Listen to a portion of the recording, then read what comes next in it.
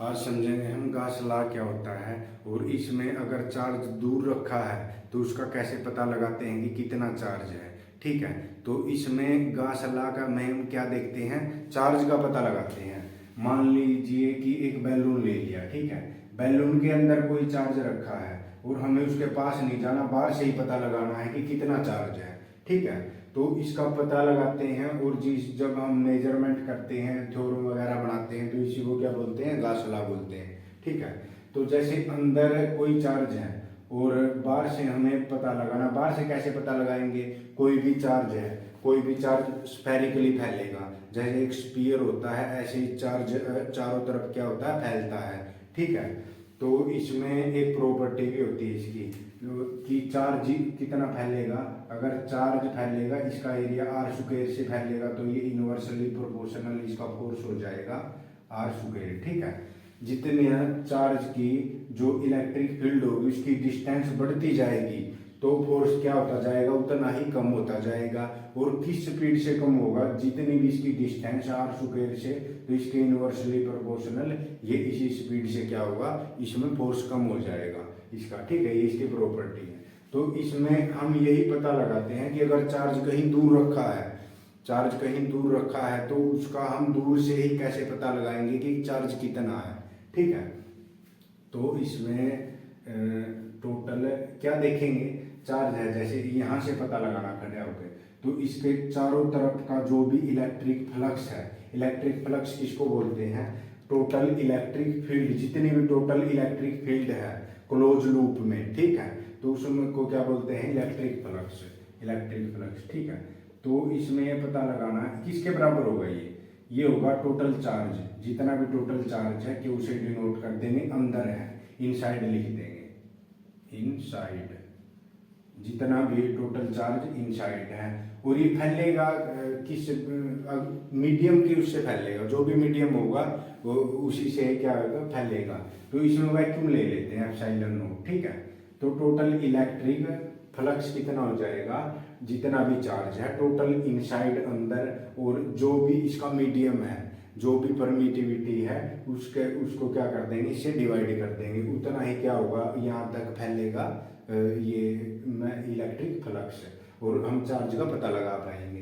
तो इसमें जो इक्वल्स टू जितनी भी इलेक्ट्रिक फील्ड है टोटल एरिया, और क्या ले लेंगे, कोस थीटा, इसको ऐसे भी डिनोट कर सकते हैं इसको। ठीक है, तो कोस थीटा कितना ले लेंगे, 0, हम मैक्सिमम मान लेंगे कि जितनी भी इलेक्ट्रिक फील्ड है उस रुपये में से मैक्सिमम पास हो रही है।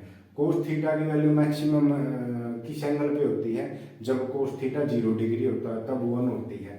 तो ये फाई ई टोटल जो इलेक्ट्रिक फ्लक्स है क्या हो जाएगा, ई ए।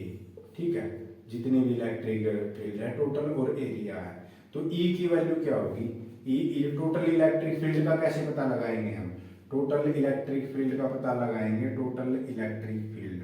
ठीक है, तो इसका पता लगाएंगे टोटल चार्ज बटे आर स्क्वायर। ठीक है, क्योंकि जो टोटल चार्ज है जितना उसका डिस्टेंस है, और डिस्टेंस है तो ये चारों तरफ फैलेगा, चारों तरफ फैलेगा तो हमें क्या स्फीयर की ज्योमेट्री लेनी पड़ेगी। ठीक है, कि स्फीयर कैसे फैलता है, तो इसमें 1/4 पाई एप्सिलॉन नॉट है, साथ में परमिटिविटी भी लेनी पड़ेगी, क्योंकि 4 पाई इसलिए आया है क्योंकि स्फीयर की ज्योमेट्री यही होती है, स्फीयर ऐसे ही फैलता है चारों तरफ, और चारों तरफ का ही हमें देखना है, क्योंकि चार्ज होता है, जो टोटल चार्ज चारों तरफ फैलता है। ठीक है, तो इसलिए 4 पाई लिया, और एप्सिलॉन नॉट परमिटिविटी है कि किस मीडियम में, क्योंकि इलेक्ट्रिक फील्ड मीडियम पर भी डिपेंड करता है, एयर में वो किसी और स्पीड से फैलेगा, वैक्यूम में किसी और स्पीड से फैलेगा। ठीक है, तो ये क्या होगा, ये परमिटिविटी है। तो इसमें इसकी वैल्यू पुट कर देंगे, एरिया, एरिया कितना होगा, स्फीयर का एरिया लेना पड़ेगा हमें। ठीक है, तो मान लिया इसके चारों तरफ का ये इलेक्ट्रिक फ्लक्स निकालना कितना होगा, और उससे हम टोटल चार्ज का पता लगा पाएंगे। तो स्फीयर का एरिया कितना होगा, area equals to 4 pi r square. ठीक है, अब आगे देखते हैं, आगे इक्वेशन को इसको सोल्व करेंगे, सोल्व कर लेंगे।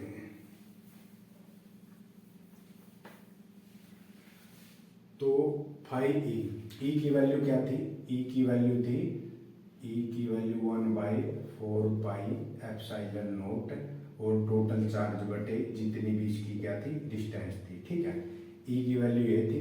कोस थीटा, कोस थीटा की वैल्यू क्या है, कोस थीटा की वैल्यू हम मैक्सिमम ले लेंगे, मैक्सिमम होगी 0 डिग्री पे, 0 डिग्री पे 1 हो जाएगा तो ई ए बच जाएगा, ठीक है। तो एरिया कितना था 4 पाई r², स्फीयर का एरिया लेंगे क्योंकि जो भी चार्ज है स्फेरिकली ही फैलता है, ठीक है। तो इससे 4 पाई से 4 पाई कैंसिल हो जाएगा, r² से r², तो इसमें जितनी भी इलेक्ट्रिक फ्लक्स थी टोटल ये बच गया टोटल चार्ज बटे एप्सिलॉन नॉट।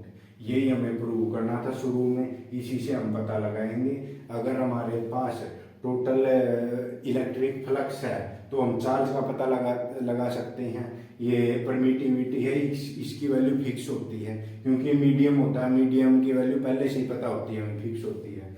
अगर हमें चारों तरफ का इलेक्ट्रिक फ्लक्स पता है तो क्या चार्ज का पता लगा लेंगे कि कितना चार्ज है। यही चीज़ प्रूव करनी थी गास थ्योरम में, गास लॉ में यही चीज़ प्रूव करनी थी कि टोटल जितना भी इलेक्ट्रिक फ्लक्स है वो जितना भी टोटल चार्ज है और बटे इसकी जो भी परमिटिविटी है इसके बराबर होगा। ये क्या कर दिया हमने, प्रूव कर दी है। तो यही थी, एक परमिटिविटी होती है, एक परमिएबिलिटी होती है। परमिटिविटी क्या होती है, परमिटिविटी जो भी इलेक्ट्रिक फील्ड है, इलेक्ट्रिक फील्ड को रिप्रेजेंट करती है परमिटिविटी। और परमिएबिलिटी क्या होती है, ये मैग्नेटिक फील्ड को रिप्रेजेंट करती है। इसके जैसे ये इसका परमिटिविटी का क्या साइन होता है, एप्सिलॉन, ठीक है, एप्सिलॉन बोल सकते हो इसको आप। और ये म्यू से डिपेंड करते हैं परमिएबिलिटी, ये इलेक्ट्रिक फील्ड को डिनोट करता है और ये मैग्नेटिक फील्ड को। अगर आप फिर पूछोगे कि अलग अलग ई नोट एप्सिलॉन नोट क्यों लेते हो, म्यू नोट क्यों लेते हो, क्योंकि ये नोट वैक्यूम को रिप्रेजेंट करता है कि वैक्यूम में कितनी परमिटिविटी है, कितनी परमिएबिलिटी है। और इसकी जगह अगर एयर में लेना है तो ये नोट हटा के क्या लगा देंगे, एयर, एयर लिख देंगे, ठीक है।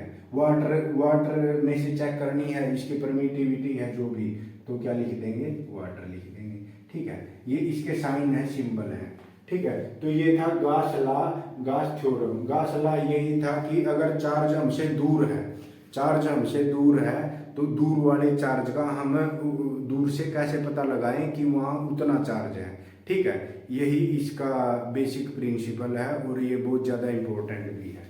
तो यही चीज़ थी कि अगर हमें अंदर जाए बिना बाहर से ही अंदर वाले चार्ज का पता लगाना कि कितना चार्ज है, तो हम कैसे पता लगाएंगे उस चीज़ का, तो उसके लिए फॉर्मूले थे, ठीक है। कोस थीटा इसलिए आया क्योंकि मैक्सिमम वैल्यू ले लेंगे जो भी उसकी वैल्यू होगी, ठीक है। तो मैक्सिमम वैल्यू पे ही, जैसे ये सरफेस है और ये क्या है, ये नॉर्मल है इसका, ठीक है। तो इसमें जो एंगल लेते हैं नॉर्मल से लेकर सरफेस तक का एंगल लेते हैं, तो इसमें आ जाएगा कोस थीटा, ठीक है। तो ये था गास लॉ। आगे देखेंगे नेक्स्ट टॉपिक को, ठीक है। Thank you.